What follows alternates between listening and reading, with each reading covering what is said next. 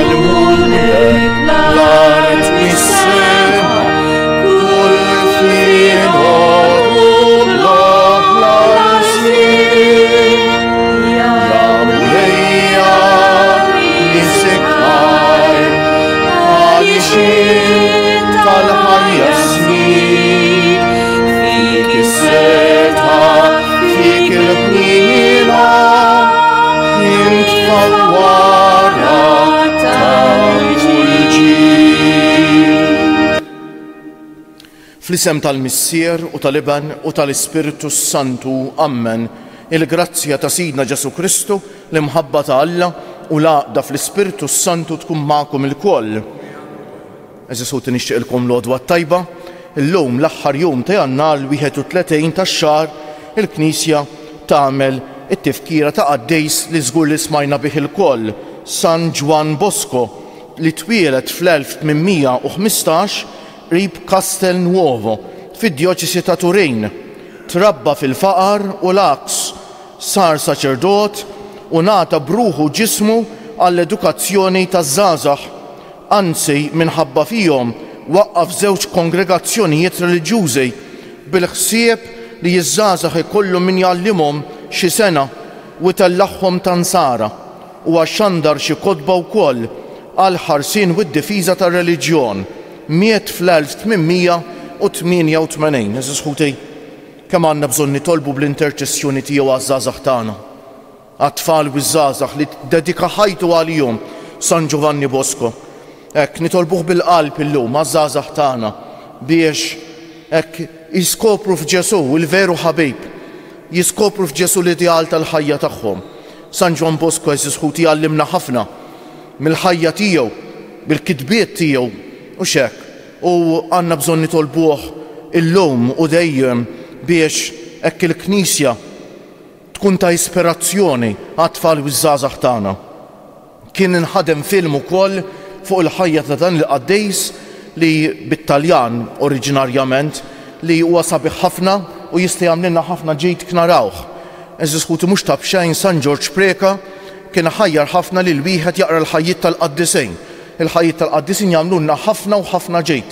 U għalhekk nixtieq inħeġġeġ il kulħadd fitxu kotba jew fuq l-internet waqraw fuq il-ħajja tal-qaddejs illum u anke ta' qaddisejn oħra. Il-Knisja għandha minjiera kbira ta' qaddisejn li jistgħu iħeġġulna qalbna biex nimxu wara Ġesu bil-ħajja tagħhom. Nitħejjew kif jixraq għal din l-Ewkaristija billi b'umiltà fi skitt ta' qalbna nitolbu maħfra lil Mulej.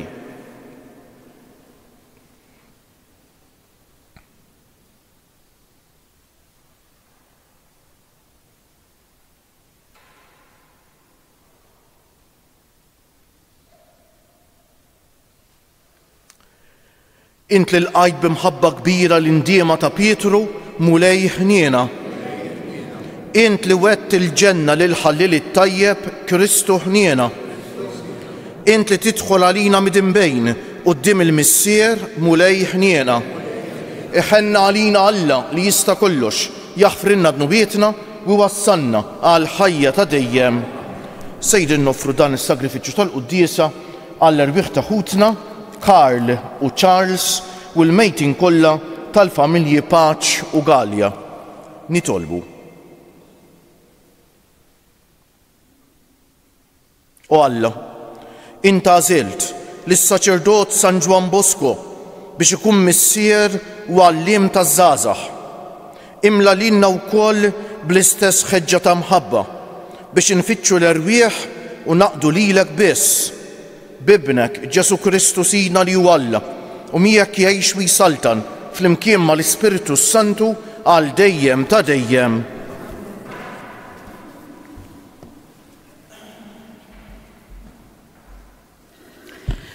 Qari mill-ittra lil-Lud. Ħuti, ftakru f'dawk l-ewwel jiem lanqas biss ilħaqtu ddawwaltu bit-tagħlim li ma ġarrabtux bis-sabar ta' qbida ħarxa. Lil xi wħud minnkom għamlu minnhom spettaklu bit-tajjir u l-ħbejt quddiem kulħadd. Oħrajn minnkom kellhom jaqsmu fix-xorti ta' dawk li sabu ruhom f'dawn il-provi. Għax tassew, intom ħadtu sehem fit-tbattija tal-priġunieri u fraħtu meta serqulkom ġietkom għax tafu li għandkom ġid akbar li jibqa' għal dejjem. Tarmux mela l-fiduċja tagħkom għax din iġġib magħha ħlas kbir. Tassew li teħtieġu s-sabar biex tagħmlu r-rieda ta' Alla u tiksbu dak li hu wiegħed. Għax ftit ieħor, ftit ħafna u dak li għandu jiġi ma jdumx ma jiġi. Il-bniedem ġust tiegħi jgħix bil-fidi, imma jekk jerġa' lura jien ma nitaxxaqx bih. Iżda aħna maħniex minn dawk li jerġgħu lura biex nintilfu, aħna minn dawk li jemmnu biex insalvaw. Il-kelma tal-mulej. Is-salvazzjoni tal-ġusti mill-mulej. Is-salvazzjoni tal-ġusti mill-mulej. Afda fil-mulej u għamel it-tajjeb, għammar fl-art u tgħix b'moħħok mistrieħ, qiegħed fil-mulej il-għaxqa tiegħek u jagħtik dak li tixtieq qalbek. Is-salvazzjoni tal-ġusti mill-mulej.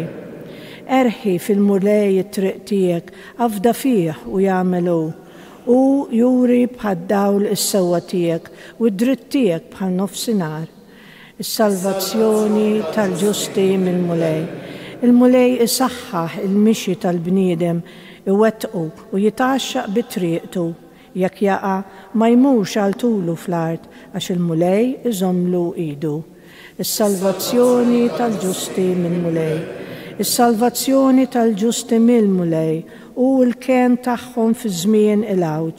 Il-mulej jgħinhom u jeħlishom mill-ħżiena, isalvhom għax fih jistkennu.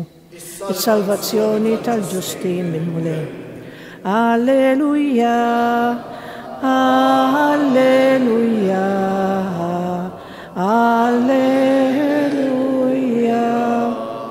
Infaħrek missier sit is-sema u l-art, għax inti dawn il-ħwejjeġ tas-saltna u rejthom li ċkejknin. Alleluja.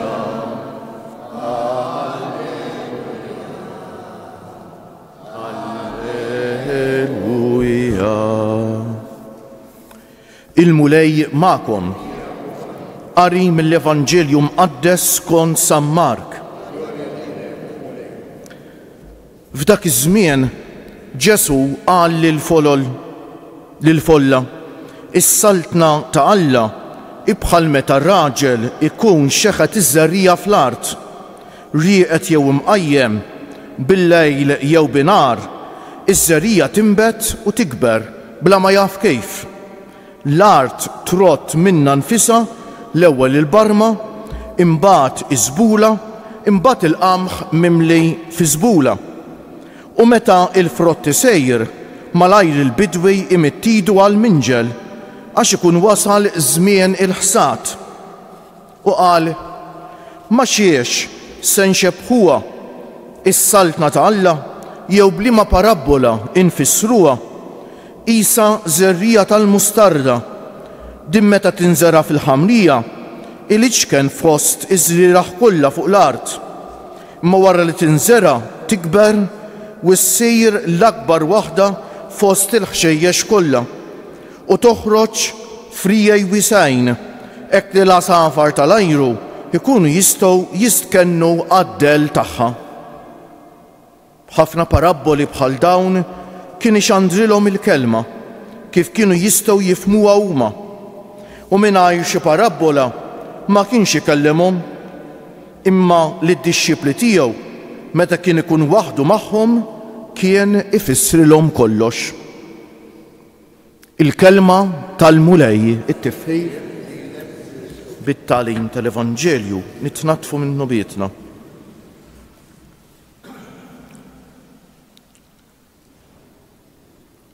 Kull ma nagħmlu aħna l-bnedmejn neżiskuti huwa marbut u xekk post partikolari u żmien partikolari. X'jiġifieri? Jiġifieri dak li jiddependi mill-bniedem bil-fors huwa iseħħ pereżempju hawnhekk u mhux l-Awstralja, ma jistax ikun li jseħħ fi żewġ postijiet fl-istess ħin u x'hekk. Huwa isir issa pereżempju mhux għada jew il-bieraħ. Dak kollu li nagħmlu aħna huwa destinat li jispiċċa fl-istorja, fil-passat u xekk ta' bnedmin l-aħna. Bnedmejn li naqgħu taħt ir-regoli tal-fiżika u xekk u tax-xjenza u allura dak li nagħmlu jsir f'post partikulari u fi żmien partikulari. Mhux hekk Alla eżis ħutita. Mhux hekk Alla. Infatti, għad li pereżempju ftit ta' żmien ilu ċċelebrajna it-twelid ta' Ġesu, għad iktar minn xahar issa, u x'hekk xahar u ġimgħa. It-twelid ta' Ġesu għandu sinifikat u importanza għal kull bniedem ta' kull postu ta' kull żmien. U allura t-twelid ta' Ġesu għad li seħħ fl-istorja, u x'hekk ftit iktar minn 2000 sena ilu it-twelid ta' Ġesu. Però għandu importanza li tilħaq lil kull bniedem ta' kull postu ta' kull żmien. B'tali mod li nistgħu ngħidu li Ġesu qed jitwielet issa. Għax Ġesu huwa Alla, u bħala Alla m'għandu żmien u mhux marbut ma' post eżis ħuti. Meta niċċelebraw it-twelid ta' Ġesu, iva eżis ħuti. Alla fil-qawwa tiegħu biex ngħidu hekk lilna u x'hekk jaqadna ħaġa waħda mal-ħajja l-mewt u l-qawmien ta' Ġesu. Infatti dik hija l-Ewkaristija eżis ħuti. L-Ewkaristija ma tirrepetix għalina dak li ġara fuq il-Kalvarju, Ġesu bata u mietu qam darba. Pero permezz tal-Ewkaristija qisu aħna noħorġu mill-limiti tal-postu taż-żmien u nsiru ħaġa waħda mas-sagrifiċċju ta' Ġesu fuq il-Kalvarju. Qisu qed iseħħ għalina issa. Għax il-passjoni u l-mewt u l-qawmien ta' Ġesu eżis ħuti. Għad li nerġa' ngħid li seħħew f'mument storiku, pero ma jistgħux jintrabtu mill-istorja. U l-Ewkaristija lilna taqadna u tagħmilna ħaġa waħda mal-ħajja, il-mewt u l-qawmien ta' Ġesu. Xi grazzja kbira eżis ħuti, xi grazzja kbira. Ma nafx tajtux kans l-ewwel qari tal-lum mill-Littra lil-Lut. Din qiegħda issemmi Littra lil-Lut li xi wħud mill-insara ta' dak iż-żmien kienu qegħdin iġarbu persekuzzjoni, kienu għadhom qegħdin jitamdu u mill-ewwel ġew ippersegwitati. U allura qed iqawwilhom qalbhom f'din il-prova, ma jaqtgħux qalbhom u x'hekk.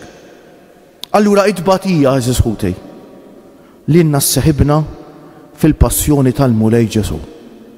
Meta t-tbatija tagħna eżis ħuti nibduha f'talba jew insieħbu magħha talb, meta fit-tbatija tagħna aħna nitfgħu ħarsitna fuq is-salib ta' Ġesu.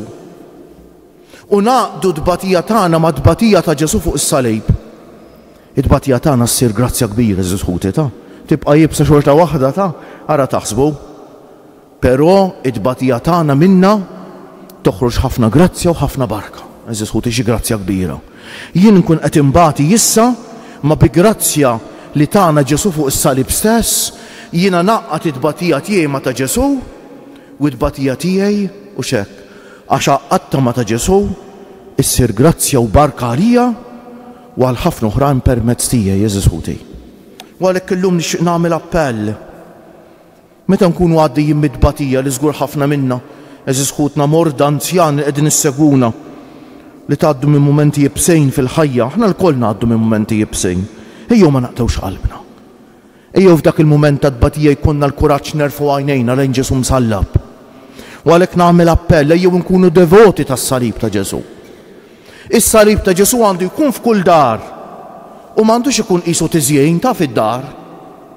Is-salib ta' Ġesu jrid ikun f'post fejn jien nista' noqgħod qudiemu ninżel forsi għal kubtejja jew bil-qiegħda qudiemu ma niflaħx ninżel għal kubtejja eżis ħuti u nkellmu lil Ġesu msallab biex naqqat it-tbatija tiegħi ma' dik ta' Ġesu. Għalhekk imbagħad l-ewwel qari tal-lum isejħilna l-fidi għax din hija qatt ta' fidi kbira eżis ħuti. Meta jien fit-tbatija tiegħi hekk id-dinja u forsi l-bniedem li hemm fija jaqtali qalbi ħanejtek u x'hekk, jimbuttani biex naqta' qalbi, ma jien fidi kbira nħares lejn Ġesu u nemmen li t-tbatija tiegħi mhix maħlija. It-tbatija tiegħi bil-qawwa ta' Ġesu issir grazzja, eżis ħuti.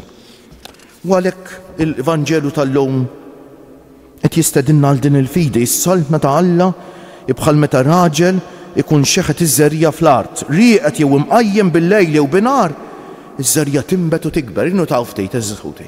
Il-grazzja tal-Alla kif taħdem. Dum Mikel Attard, u x'hekk is-saċerdot li nemdu lat ikun qaddejs, u x'hekk kien jgħidilna s-seminarju.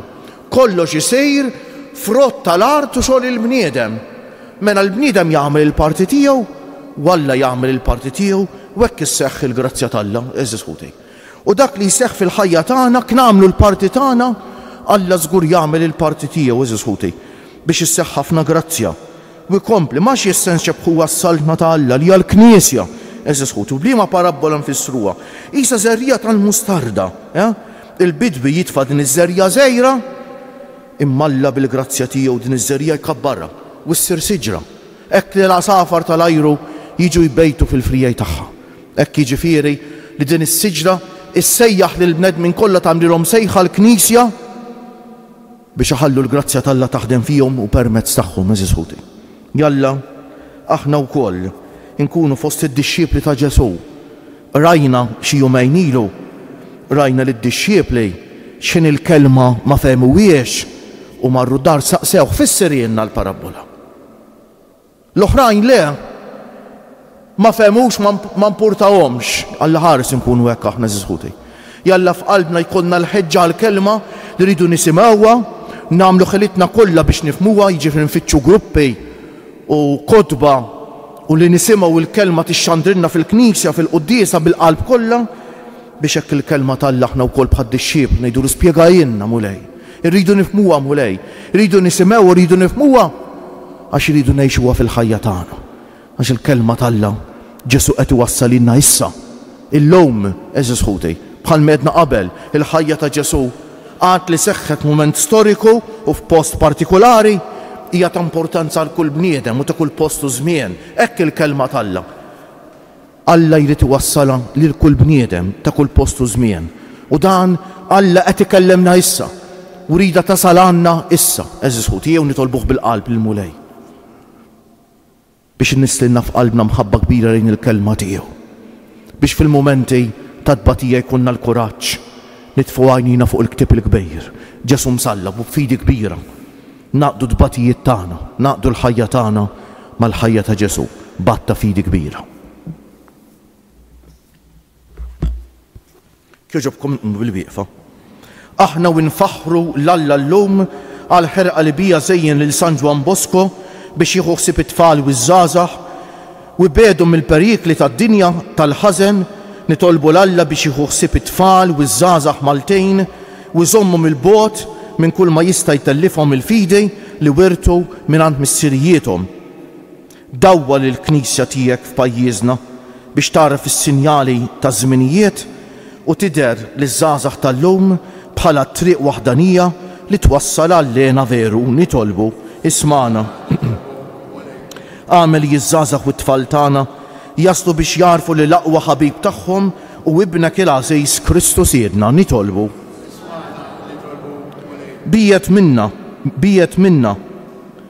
minn fostna kull tagħlim u kull ideoloġija li ma jaqblux mal-Evanġelju tiegħek biex ma jqarqux l-tfal u ż-żgħażagħ tagħna nitolbu.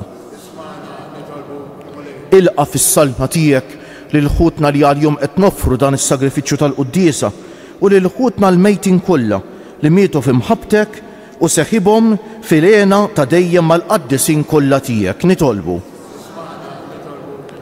Għamel li bl-imġiba kollha ħlewwa u bl-imħabba tagħna bħal San Ġwan Bosco inkunu ta' eżempju għat-tfal u ż-żgħażagħ ħalli fihom innistu spiritu verament nisrani nitolbu.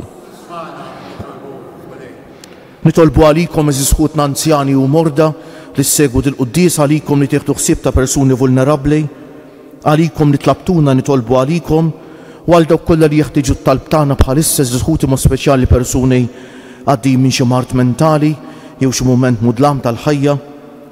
Nitolbu l-mulejjibat inna x-xita li jartna tant teħtieġ eżis ħuti u nitolbu għal paċi fid-dinja. Nitolbu biex il-mulejjibat inna xita ta' grazzji mis-sema ma' speċjali f'din is-sena tal-ġublew. Fiskiet noffru it-talba personali tagħna.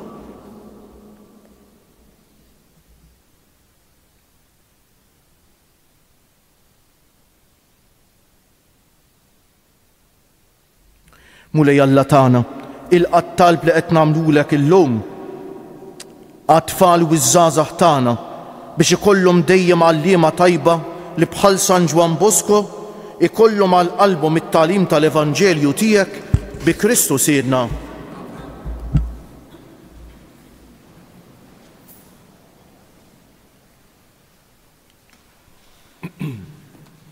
Imbierek int mulej Alla tal-ħolqien kollu għax fit-tjubitek tajtna l-ħobs li qegħdin nofrulek frott tal-art u xogħol il-bniedem li minnu jsir għalina il-ħobs tal-ħajja. Bil-misteru ta' dan l-ilma u nbejt ikollna sem fin-natura divina ta' Kristu kif hu jissieħeb magħna fin-natura tagħna l-bnedmin. Imbierek int mulej Alla tal-ħolqien kollu għax fit-tjubitek tajtna l-imbejt li qegħdin nofrulek frott tad-dieli jew xogħol il-bniedem li minnu jsir għalina x-xorb tar-ruħ. Imbierek Alla għal dejjem. Il-qana mulej Alla tagħna qum li wniedma quddiemek u għamel li jkun jogħġbok dan is-sagrifiċċju li sejrin nofrulek. Naddafni mulej minn ħżuniti u d-dunub tiegħi neħħili.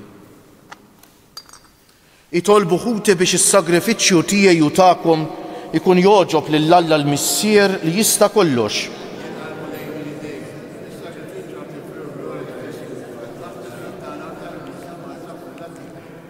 Ilqa mulej din l-offerta li l-poplu qaddis tiegħek qiegħed jagħmillek fil-festa ta' San Ġwan Bosco u għamel bis-saħħa ta' dan il-misteru li fih qegħdin nieħdu sehem nagħtu eżempji tal-imħabba tiegħek bi Kristu siedna. Il-mulej magħkom. Nerfew qlubna l-fuq. Niżżu ħajr lill-mulej Alla tagħna. Sewwa u xieraq tas-sew mulej Missier Qaddejs Alla ta' dejjem li tista' kollox, tajjeb u taġid tas-salvazzjoni tagħna li dejjem u kull imkien inroddulek ħajr bi Kristu siedna. Għax biex timla bil-ferħ lil knisja tiegħek fil-festa ta' San Ġwan Bosco, int qawwija bl-eżempju tal-ħajja tajba tiegħu. Issaħħaħa fil-għerf bit-tagħlim li hu xandar u tilqa' t-talb li jagħmillek għal ħarsien tagħha. Għalhekk flimkien mal-anġli u l-qaddisin kollha intennulek l-innu ta' tifħejjer u ngħidu bla eda Qaddejs, Qaddejs, Qaddejs, mulej Alla tal-eżerċti, is-smewitu l-art mimlija bil-glorja tiegħek, osanna fil-għoli tas-smewiet, imbierek minn ġej fisem il-mulej, osanna fil-għoli tas-smewiet. Qaddejs tas-sewent mulej, inti l-għajn ta' kull qdusija, qaddes għalhekk nitolbuk dawn l-offerti bil-barka tal-Ispiritu tiegħek biex isiru għalina il-ġisem u d-demm ta' Sidna Ġesu Kristu li meta kien sejjenata biex minn raj ħibati ħal ħobż radd il-ħajr qasam tal id-dixxipli tiegħu u qal: ħudu u kulu il-koll minn dan għax dan huwa ġismi li jingħata għalikom.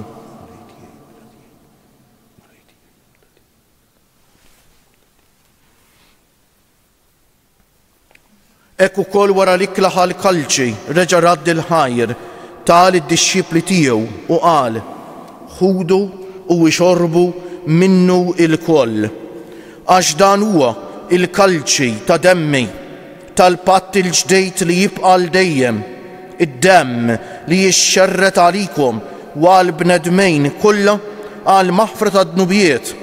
Għamlu dan b'tifkira tiegħi.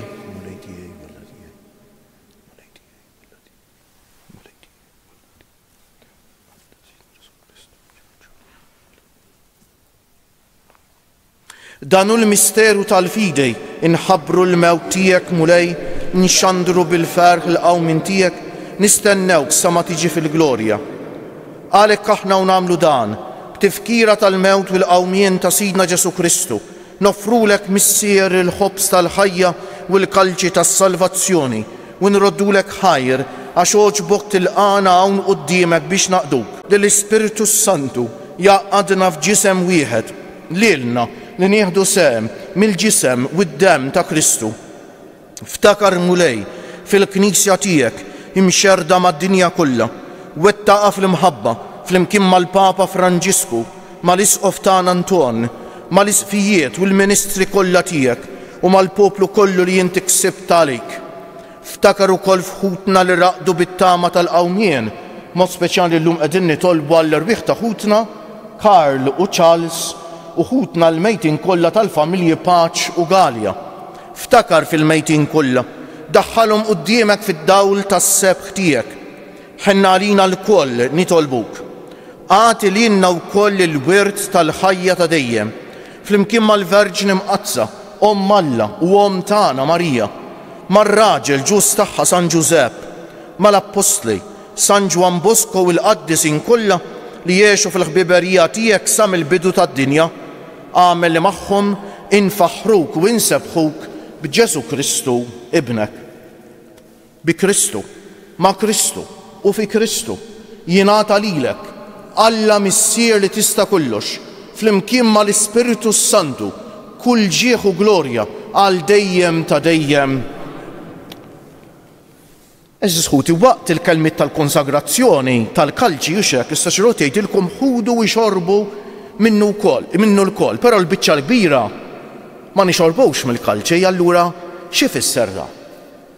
Kull meta aħna eżis ħuti, fid-tbatija tagħna u fis-slalib tagħna nerfgħu ħarsitna b'fidi lejn Ġesu u naqdu d-tbatija tagħna ma' ta' Ġesu u nkunu qegħdin nixorbu minn dak il-kalċi tas-salvazzjoni eżis ħuti b'mod mistiku. Mhux hekk. Mela il-kalċi mbierek huwa xirka fit-tbatija fil-passjoni il-mewt u l-qawmien ta' Ġesu. Ejjew eżis ħuti għalek fidi kbira f'Alla li ma jabbandunaniex, li fil-mumenti ibsin tal-ħajja isejħinna biex ninaqdu mad-tbatija ta' Ġesu fuq is-salib għas-salvazzjoni tagħna u tad-dinja kollha. Ejjew għalhekk induru lejn Alla missierna li jħobbna u bil-qalb ngħidulu: missierna li inti fis-smewwiet jitqaddes ismek, tiġi salnatek, ikun li trid int kif fis-sema u hekk fl-art. Ħobżna ta' kuljum agħtina llum, aħfrilna d-nubietna bħalma naħfru lil min ħati għalina u la ddaħħalniex fit-tiġrib iżda eħlisna mid-deni. Eħlisna nitolbuk mulej minn kull deni. Atina fit-tieba u l-ħniena tiegħek il-paċi fi żmienna biex inkunu ħielsa dejjem mid-dnub u mħarsa minn kull inkwiet. Aħna u nistennew u nittamaw ilena u l-miġja tas-Salvatur tagħna Ġesu Kristu. Mulej Ġesu Kristu li jett l-apostli tiegħek inħallilkom is-sliem, natikom is-sliem tiegħi. La tħarisx lejn nubietna, iżda ħares lejn il-fidi tal-Knisja tiegħek. Għatija stimulaqda li jien trid fija, inti li tgħix wis-saltan għal dejjem ta' dejjem. Il-paċi tal-mulej tkun dejjem magħkom. Għatu l-paċi lil xulxin. Il-ġisem flimkien mad-dem ta' Sidna Ġesu Kristu jkunu jiswew lilna li ser nitqarbnu bihom għal ħajja ta' dejjem. Ħaruf talla li tneħħi d-nubiet tad-dinja ħenna għalina. Ħaruf talla li tneħħi d-nubiet tad-dinja tina l-paċi. Mulej Ġesu Kristu bin Alla l-ħaj, bil-mewt tiegħek kif rid minnek il-missier u bil-ħidma tal-Ispiritu Santu inti tajt il-ħajja lid-dinja b'dan il-ġisem u d-dem qaddis tiegħek. Eħlisni minn ħtijieti kollha u minn kull ħażen. Żommni dejjem fidej lejn il-kmandamenti tiegħek u tħallini qatt ninfiret minnek. Dan hu l-ħaruf talla, dan hu Ġesu li jneħħi d-nubiet tagħna u tad-dinja kollha. Ħenjejn dawk li huma mistiedna għall-ikla tal-ħaruf. Mulej ma jistħoqlix tidħol taħt is-saqaf tiegħi iżda kelma waħda u ruħi tkun imfejqa. Il-ġisem ta' Kristu jħarisni għal ħajja ta' dejjem. Amen.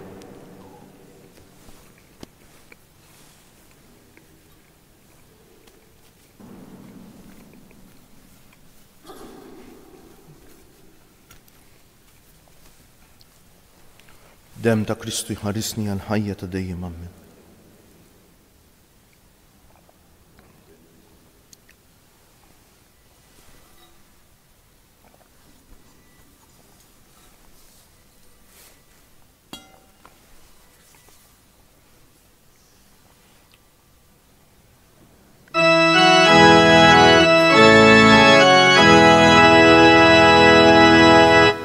If tu algo per al Cristo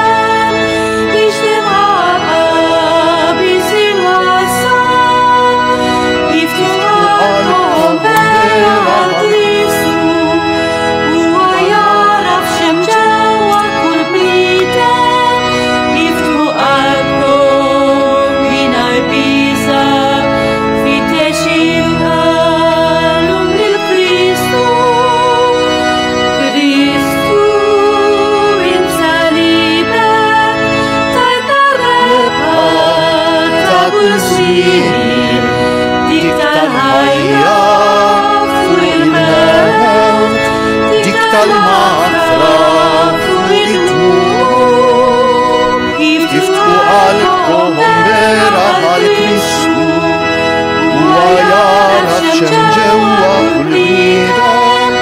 Iftħu qalbkom mingħajr biża' fittex il-qalb lill-Kristu.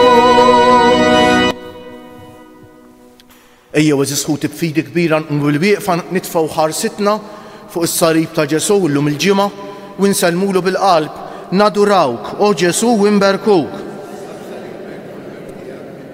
Nadurawk, o Ġesu, u nberkuk. Nadurawk, o Ġesu, u nberkuk. Nitolbu. O Alla li tista' kollox, għatina l-għajnuna permezz ta' din it-qarbina mqazza li għamilna biex fuq l-eżempji ta' San Ġwan Bosco bil-qalb u bl-emejl nagħtu xhieda tal-imħabba tal-aħwa u tad-dawl tal-verità bi Kristu Siedna. Ħanejdlu 3 Ave Marijiet fġieħ it-3 ijiem li l-ġisem tal-Tagħna Marija dan fil-qabar eżisħuti u l-lowm hekk nixtieq nitolbkom biex noffruhom għal dawk ħutna Maltin wawċin li forsi tbedu mill-qudiesa tal-menu tal-ħadd u xekk biex il-mulej jerġa' jressaqhom lura għat-talb ta' San Ġwan Bosco u hekk mod speċjali nitolbu l-mulej jagħtina fida qawwija biex fil-mumenti ta' salib ta' tbatija hekk nitfgħu ħarsitna fuqu u noffru tbatija tagħna biex il-mulej jiġbed lejh dejjem iktar tfal u żgħażagħ u l-kulħadd biex nimxu warajh. Slim għalik Marija bil-grazzja mimlija l-mulej miegħek, imbierka inti fost in-nisa u imbierek il-frott tal-ġuf tiegħek Ġesu.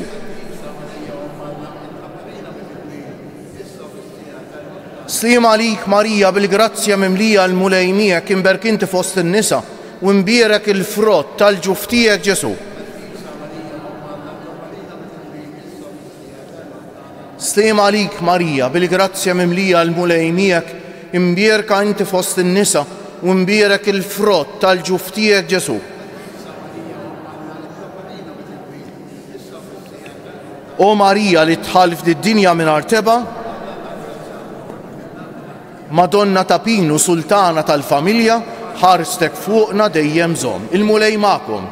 Iberikkom Alla li jista' kollox, il-Missier u l-Iben u l-Ispiritu Santu. Morru fil-paċi ta' Kristu. Kull jum it-tajjeb lilkom il-kol.